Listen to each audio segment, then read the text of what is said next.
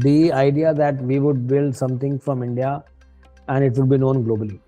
That is what excites us. I'll give you an example. So, very recently, I had a new McDonald's come up near my place.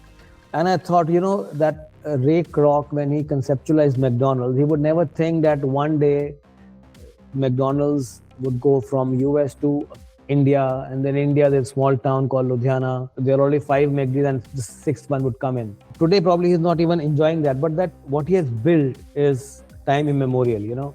It will stay on, probably for most generations, kind of thing. So something like that. So even today, there is no global brand from India in bicycle.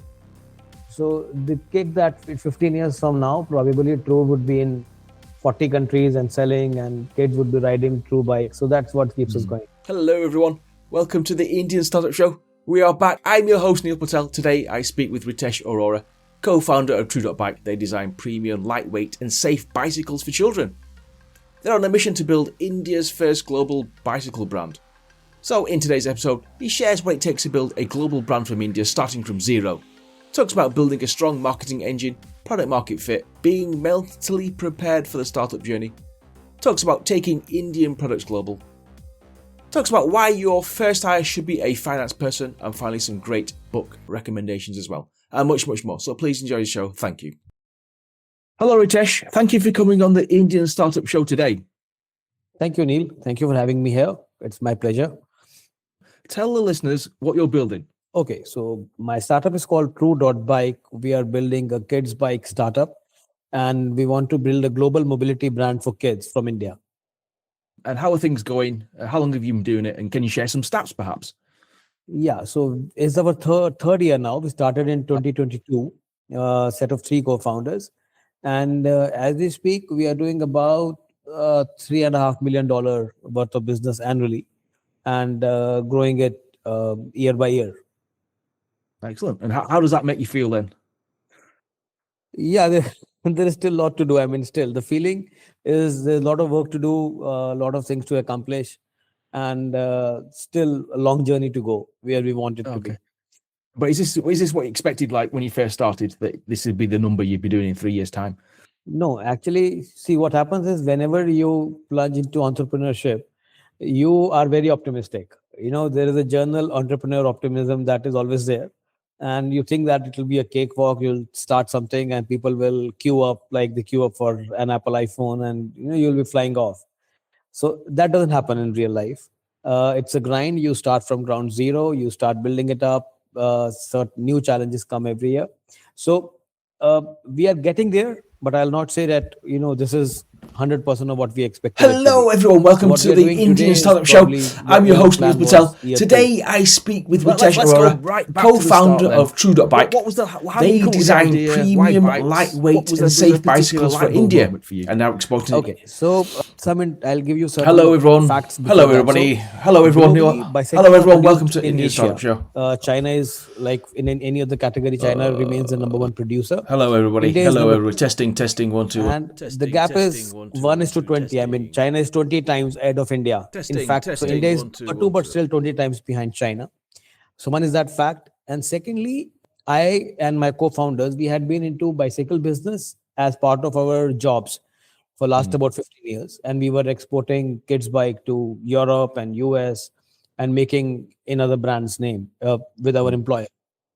And when we were traveling to the bike exhibitions, so we started seeing a transition, particularly in Europe, around 2012, where the kids' bikes, they started moving up in the value chain. So from steel bikes, they moved to aluminium. From a price point of, say, around 130, 140 euros, it went to 300 euros. It took 10 years for that threshold to become the norm. So now the norm is, a good aluminium kid bike, lightweight for kids in Europe. Anything that happening in India.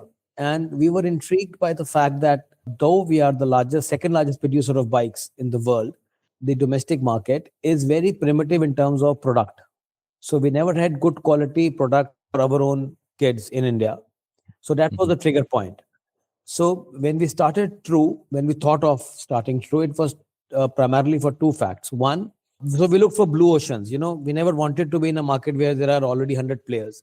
clearly marked out two blue oceans. One was premium kids market in India. It Mm. was kind of not even existing at that point of time. And second was exporting e-bikes from India, because Mm. e-bikes were growing globally. Europe leading the race actually. So Mhm. this is how we started. Our experience were complementing the things we wanted to do.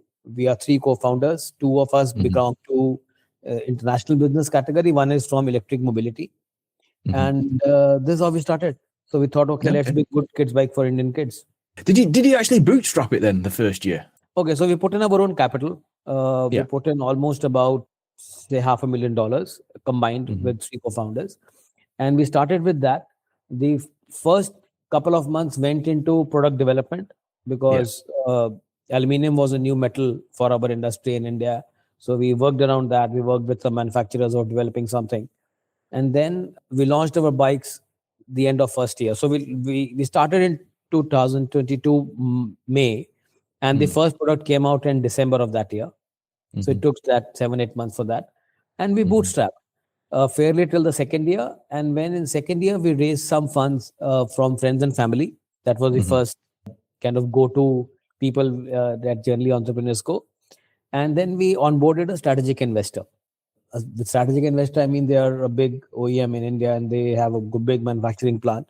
So it's Mhm. like we did the product development and they become the manufacturing partners Mhm. and the Mhm. investors in the journey. How long did it take to sell your first bike, and what did the first bike look like then? Okay. Was any So, issues or yes, pain points? I'll be very honest in certain things. Because he was starting from the drawing board, we started to look what is happening in Europe with the Yeah. bikes.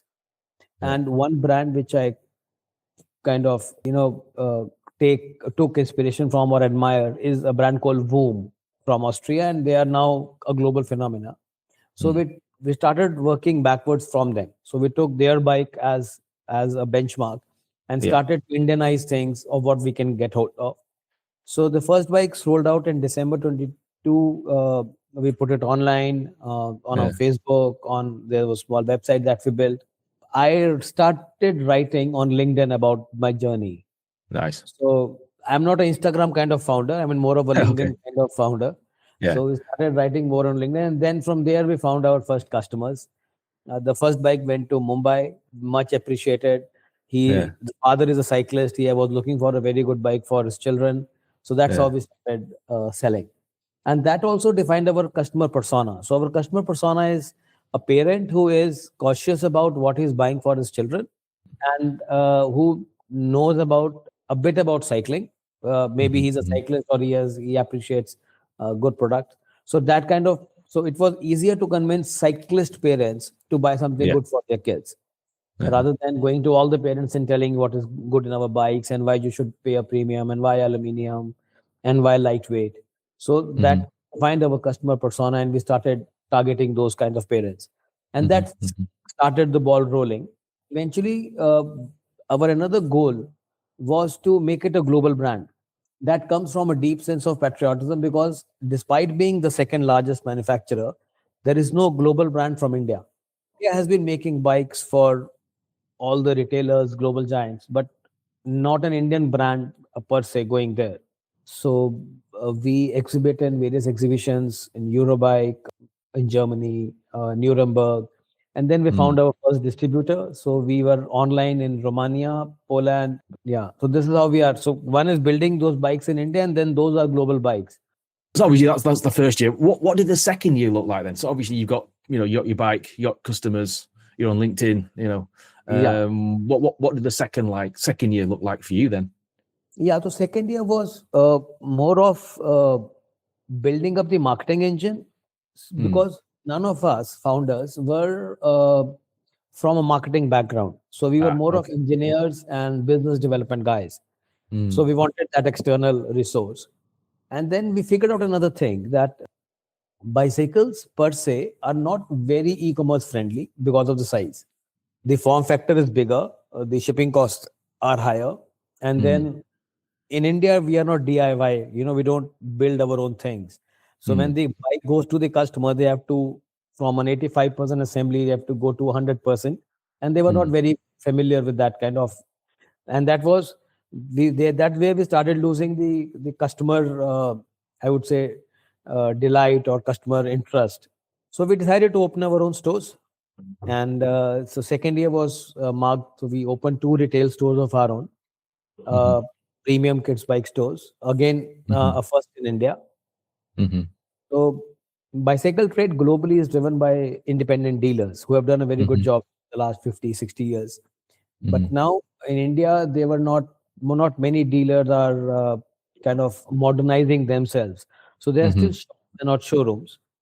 So the Mm-hmm. second year marked our entry into our own retail, and we opened 2 stores back to back, and bit of marketing, bit of social media, started selling, going to societies, and doing programs for children, even teaching them how to cycle. Cool, cool. In terms of price points, then, in terms of national, in terms of domestic and international, how was that trial and error, or did you have a specific price point? Obviously, you need to make it money, but you don't want to make it too expensive, as it were. So, Yeah.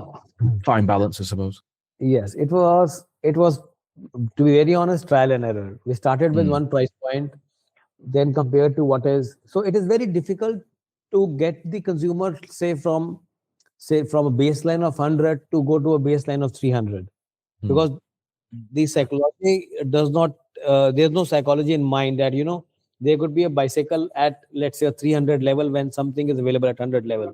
Explain throughout why is that delta, why that premium, maybe in the product or in the testing or in the kind of factory that you have built. We did have that problem.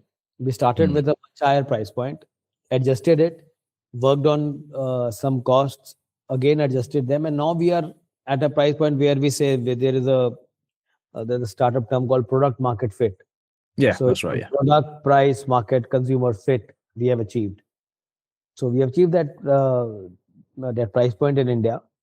Mm. Europe, it was much easier. See, because Europe, the product has, I mean, premium kids bikes have already made their way. So they have already Yeah. established itself as a product. Mm-hmm. And what we were to solve for Europe was distribution. So the product has been accepted by the customer or the consumers in Europe, and you have to just place your product at the right places for it to move. So it is much easier traveling it in Europe than traveling it in, I mean, than convincing in India.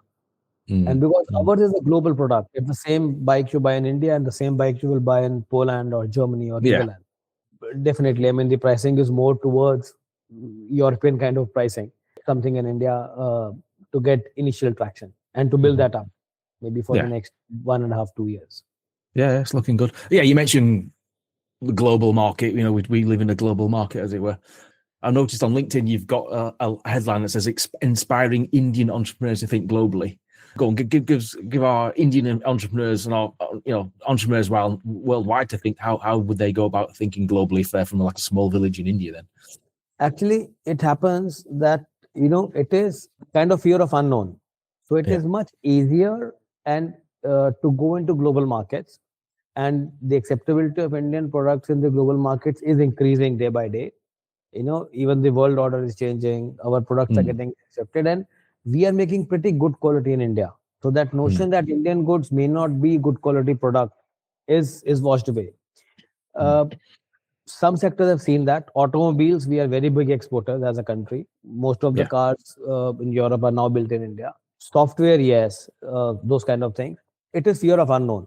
So Mm. because of our experience, we are very positive about Indian products going global, and that is why I keep also writing, and so that there are some people who I'm in touch with, and I'm helping them of how to go global. It's just a fear of unknown because they have never tried that territory kind of thing.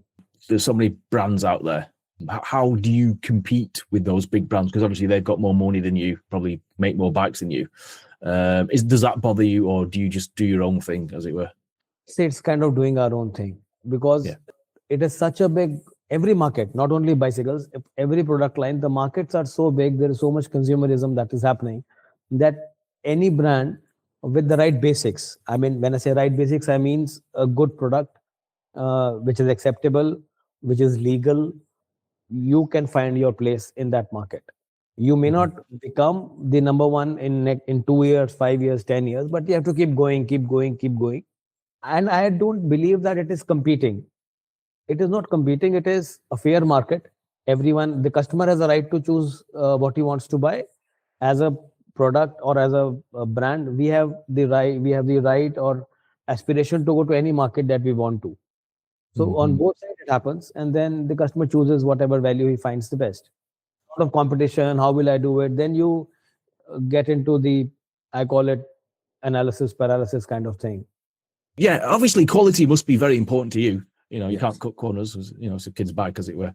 How are you keeping like the standards high? Because obviously you're making bikes every day, as it were. So In Europe, there are testing standards for all kind of products that get into Europe.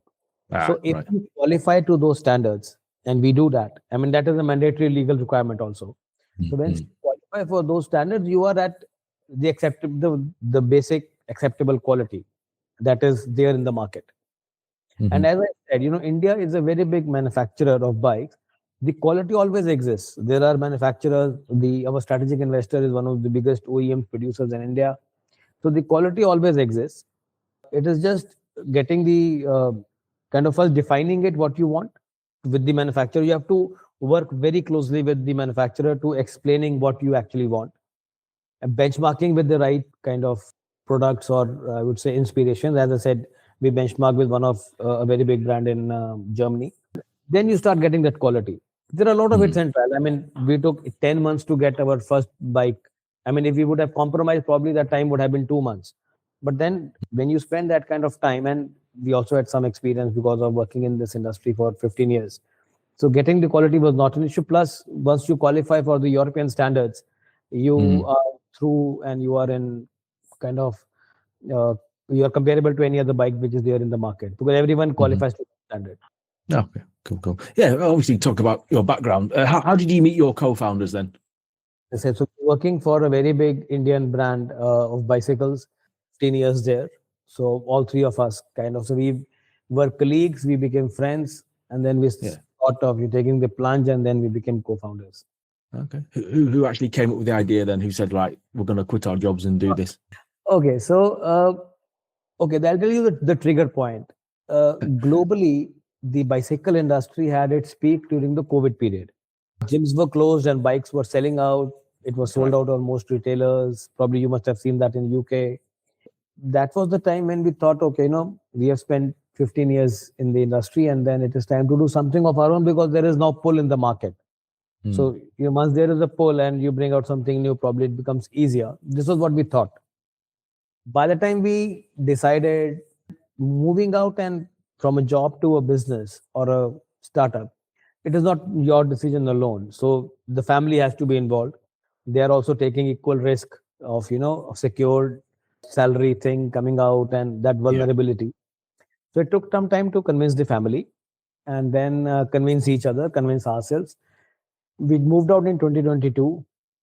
Basically two ideas: building premium kids bike for India, that was my idea, and Mm-hmm. then exporting e-bikes from India to Europe, that was my colleague, who said, Mm-hmm. because this is the next big thing.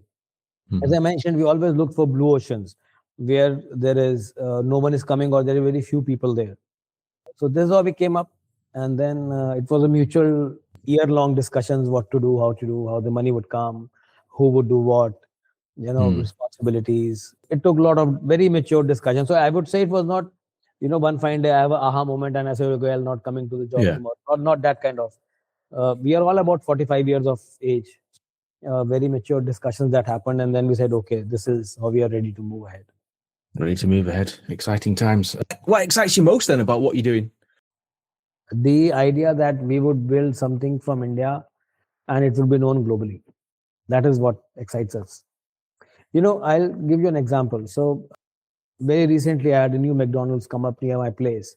And I thought, that Ray Kroc, when he conceptualized McDonald's, he would never think that one day McDonald's would go from US to India, and then India, there's a small town called Ludhiana, and there are only five McDs, and the sixth one would come in. So today, probably he's not even enjoying that, but that what he has built is time immemorial.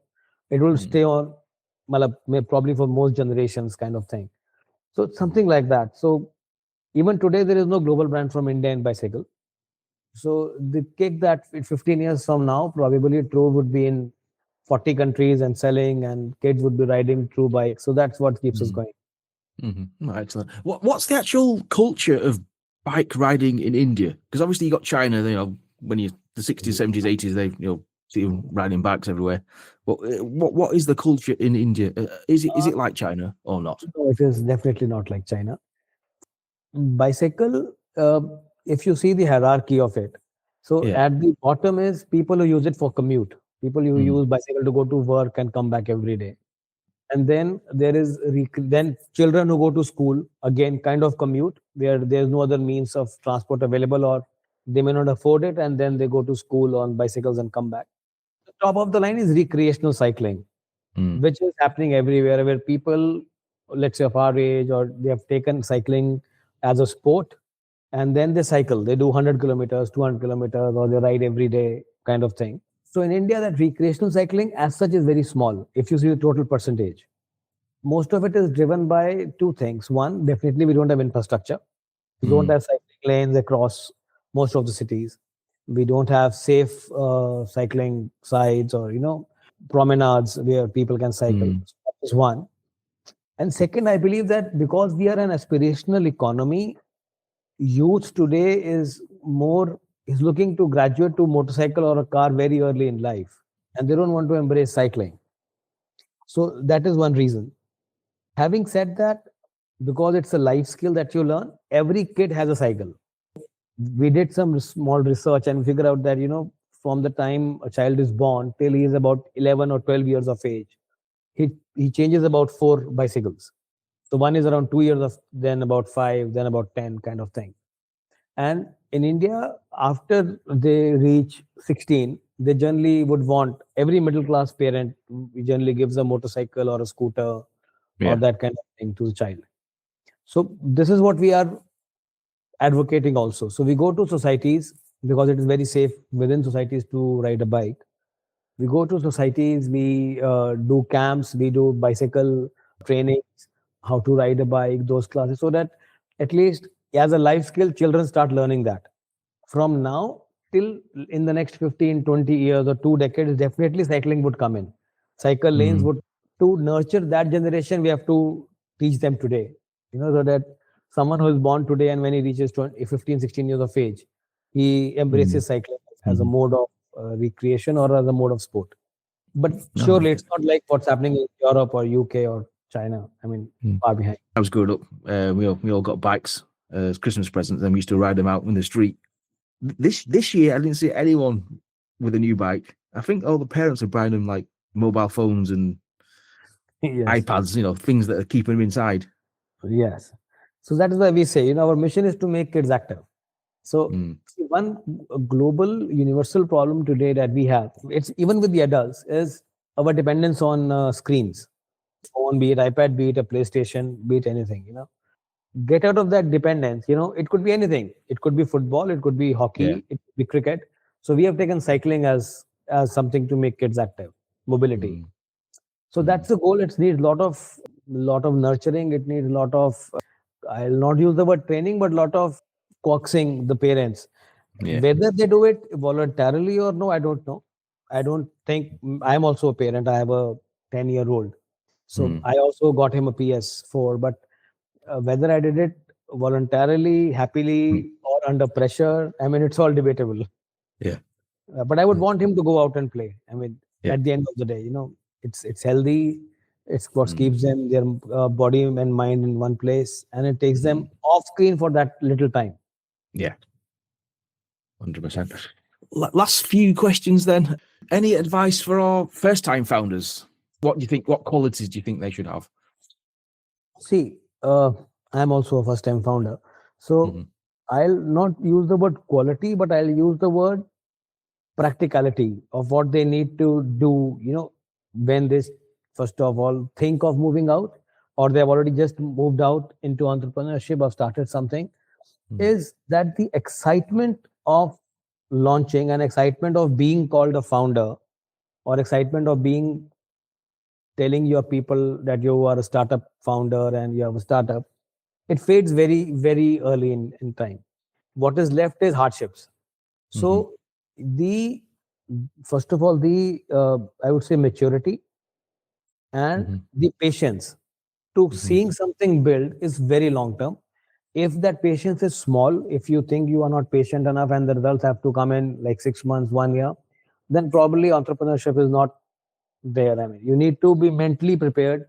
It's a very long journey, very long journey. Second is very practical things that we faced is we were not from an accounting background, we were not from the financial background, but the first person you should have as a co-founder or as an employee is a financial controller. I mean, because after 1 year, you generally don't know what to do now because you have spent most of the money that you had and you don't know the funding options and you don't know what is your acquisition cost and what is happening with the money, what is happening with the inventory. So be practical, get a good financial controller on board very early. And third is if you are working starting with the co-founder, the equation with the co-founder, despite they being your friends or family or your colleague or something, everything to be marked out. So you need to implement in place with very clear demarcations of responsibility or remuneration or equity, because these are the things that somewhere in the journey might create some issues, and then there is nothing you can do at that point of time. This is it. So first, have a very very strong and long patience, that you are there to build something for the next decade. 2 year exits don't happen. If they happen, they are fairy tale endings which are not probably to be seen in very big numbers. Has anything surprised you about your entrepreneurial journey so far? Yeah, I mean, as I said, you think something would happen within 1 year, and then it takes a long lot of time to do that. That's the only surprise. That you know, even with our experience, our 15 years or 18 years of experience, if we could misjudge something, then the young people who are getting into it, barring the Instagram glamour that has around a founder and Shark Tank coming in and such thing. So what surprises is that things take time. There's nothing called overnight success. There is nothing called, I mean, those are all misnomers. I mean, they don't exist. So what surprises is that how long it takes to build something. Noticed on LinkedIn you're an avid reader. Have you got any like book recommendations? Any sort of recommendations, please? So one book I think everyone should read before or during the startup phase is there's a book called Hard Things About Hard Things. And then there's a Diary of CEO by Stephen Bartlett. Very good book. Yeah. Then there is this book called Blitzscaling by the founder of LinkedIn. So these are a couple of books that I would recommend. And the reason is, hard things is about many hard decisions that you need to take and how to prepare yourself mentally for that. Diary of a CEO is how to take marketing and how to take building a company from a very different perspective. A young founder, I take myself into more, like a 45-year-old, but a 26-year-old perspective of how things can move and fast. And blitzscaling is anyone who's trying to build global kind of enterprise. Of how more of there is more of software and IT kind of stuff, but the thought, because if you have to build something at a scale, you have to think about that from day one, because the system will be designed that way. You cannot say, okay, I'll start small and for like after 10 years I'll build something. So if you have to think global from day one, you have to start thinking like that. Interesting. So last question for people who want more information about TRU.BIKEs. I'm on LinkedIn. They can find me by the name Ritesh Arora on LinkedIn. And that's it. I'm happy. I'm always available. And probably if you're listening anywhere, if you're listening in the UK, we'll be launching there soon in about next 4 months. So we'll be there also. Exciting time. Just in time for summer as well. So yes. Escape all the cold weather. Yeah. Okay, excellent, Ritesh. Thank you for coming on the Indian Startup Show today. I really enjoyed it. Thank you. Thank you, Neil. Thank you for having me here. Take care. Yeah.